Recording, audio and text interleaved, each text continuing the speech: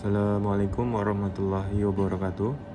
Eh, Perkenalkan, nama saya Punco Arya Nugroho dari Teknik Komputer dan Jaringan. Dalam video kali ini saya akan menjelaskan perangkat komputer jaringan beserta fungsinya. Yang pertama ada NIC, Network Interface Card. Jadi NIC ini adalah sebuah perangkat keras yang terpasang pada komputer untuk memungkinkan komunikasi dengan jaringan. NIC memiliki fungsi untuk mengirim dan menerima data di dalam suatu jaringan, baik itu lokal, yaitu local area network, dan juga maupun jaringan luas, one wide area network. Yang kedua itu ada switch. Switch itu adalah perangkat komponen jaringan yang berfungsi untuk menghubungkan seluruh perangkat komputer ke dalam sebuah jaringan. Jadi fungsi switch itu adalah menyaring dan meneruskan paket data yang diterima ke alamat tujuan. Jadi alamat yang dimaksud berupa port dan MIAC address perangkat. Hal tersebut dilakukan guna meminimalisir terjadinya collision atau tabrakan ketika data diproses. Yang ketiga itu ada perbedaan dari hub dan switch. Jadi switch ini dengan hub memiliki perbedaan walaupun fungsi utamanya sama-sama membagi sumber daya jaringan. Berikut perbedaannya berdasarkan beberapa indikator.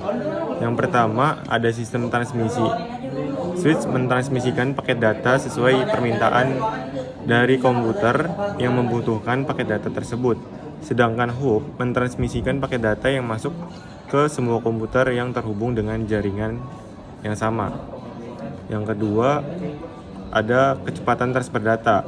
Switch memiliki kecepatan transfer data yang lebih baik dibandingkan dengan hub.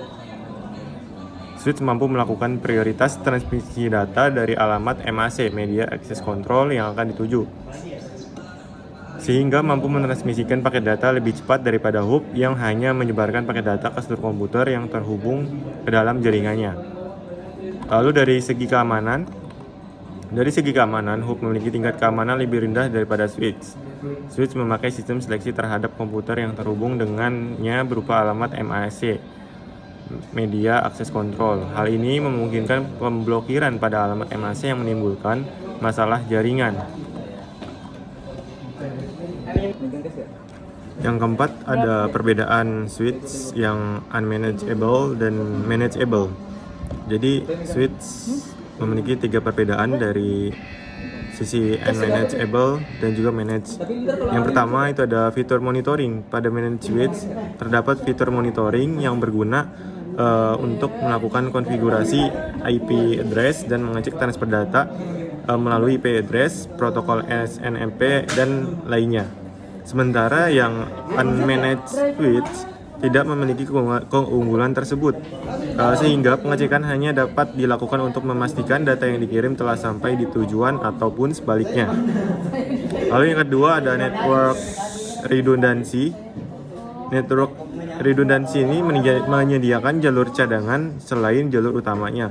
Jadi ketika jalur utamanya terputus, maka proses transfer data akan melewati jaringan yang sudah di backup yang terdapat pada managed switch.